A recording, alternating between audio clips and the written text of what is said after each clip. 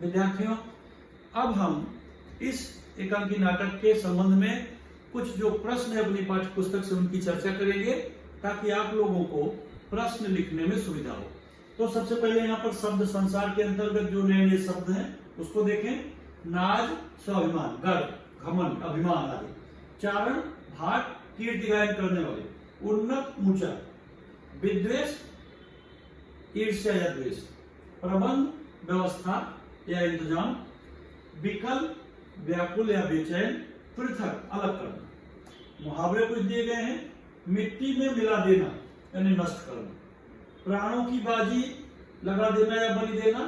प्राणों का अर्पण करना। इस तरह से यहाँ पर प्रश्न है। अब इसके बाद यहाँ पर देखेंगे पाठ के आंगन में सूचना के अनुसार कृतियां करिए। कुछ प्रश्न है, देखें। मैं थोड़ा सा प्रश्न पढ़ देता हूं ताकि आप लोगों को प्रश्न समझने में और लिखने में सुविधा हो।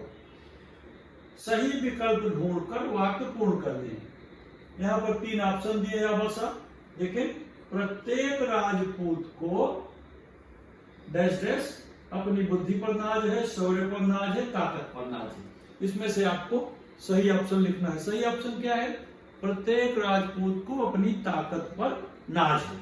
आप तीसरा जो इसका स का प्रश्न है ये सही लिखेंगे। इस दुर्ग में कोई तो हमारा रोकने वाला चाहिए, प्रतिरोध करने वाला चाहिए, प्रतिरोध न करने वाला चाहिए। प्रतिरोध है विरोध।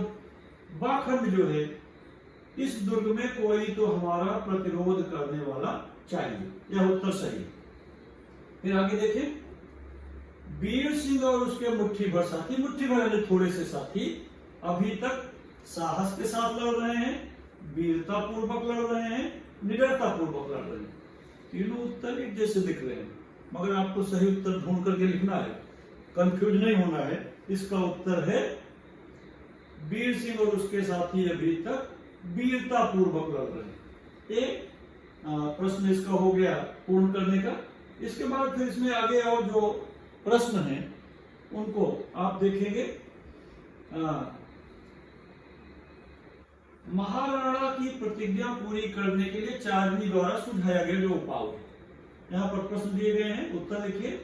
महाराणा लाखा की प्रतिज्ञा पूरी करने के लिए चारनी ने जो सुझाव दिया है, उसने सुझाव दिया है कि बूंदी का एक नकली दुर्ग बनाया जाए और महाराणा लाखा उस दुर्ग को विध्वंस करें और उसके बाद वहां पर अपना ध्वज फहराएं। यह उसने सुझाव दिया।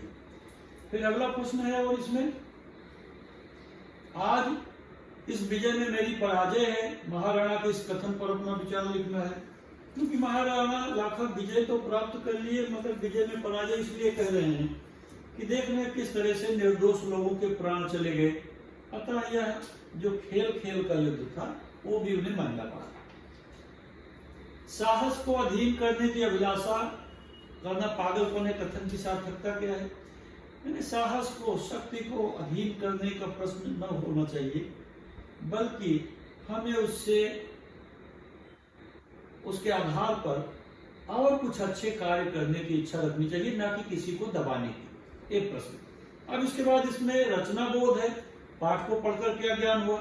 रचना से पढ़कर यह बोध हुआ कि प्रत्येक व्यक्ति को अपनी मातृभूमि की रक्षा के लिए, अपने मातृभूमि के मान सम्मान के लिए सतर्क रहना चाहिए। उसके लिए प्राणों की बाजी लगाने के लिए भी तैयार रहना चाहिए। अब इसके बाद यहाँ पर विद्यार्थियों थोड़ा सा व्याकरण संबंधी प्रश्न है, मैं उसकी चर्चा करूंगा। देख लीजिए आप लोग। भाषा बिंदु के अंतर्गत निम्न वाक्यों में से सर्वनाम एवं क्रिया छाट कर अलग कर भेद सहित लिखिए और अन्य 5 सर्वनाम एवं क्रियाएं खोजकर नए वाक्य बनाइए। तो यहाँ पर कुछ शब्द दिए हैं बॉक्स में, मैं उसके बारे में जानकारी आपको बताता हूँ और बाकी 5 वाक्य फिर आप लोग अलग से बनाएंगे। देखें। चाहे कुछ भी हो जाए, ब्रैकेट के अंदर बॉक्स में दिया है प्रश्न। देखें। इसमें से एक और आपको सर्वनाम छाट के लिखना है, दूसरी ओर क्रिया लिखनी है। चाहे कुछ हो जाए, मैं निज व्रत नहीं छोड़ता, मैं सदैव अपना कर्म करता हूं और अन्यों से भी करवाता हूं। अब सर्वनाम क्या है? संज्ञा के बदले जो बोले जाए शब्द सर्वनाम। जैसे हमने राम की जगह वाह कह दिया, वो सर्वनाम हो गया। क्रिया क्या है? वाक्य में कर्ता के द्वारा जो कार्य किया जाता है वो क्रिया कहलाता है। यहाँ पर अब ये देखेंगे कि वाक्य जो दिया गया है, 4 बॉक्स बने हैं, इसमें क्रिया और कर्ता आपको छांटकर सर्वनाम और क्रिया लिखनी है। पहला प्रश्न है यहाँ पर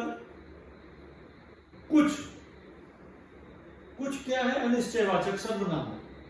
पहले मैं सर्वनाम पढ़ देता हूं, सर्वनाम की जानकारी बताता हूं कौन कौन से हैं। फिर है मैं, देखिए चाहे कुछ भी हो जाए मैं, तो कुछ अनिश्चयवाचक सर्वनाम है। मैं उत्तम पुरुषवाचक सर्वनाम, निजवाचक सर्वनाम, अन्य पुरुषवाचक सर्वनाम। इसके बाद क्रिया क्या है? हो जाए, संयुक्त क्रिया। दूसरा है छोड़ता हूं, सकर्मक क्रिया। क्रिया सकर्मक क्रिया, कर्मक क्रिया, संयुक्त क्रिया। करता हूं, प्रथम प्रेरणार्थक क्रियाएं।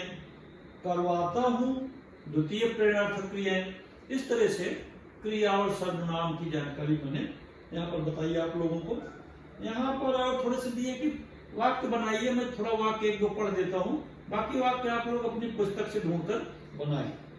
आप प्रश्न है चाहे कुछ भी हो जाए, निजव्रत छोड़ता हूँ, मैं सदैव अपना कर्म करता रहता हूँ। आप मध्यम पुरुष सर्वनाम है।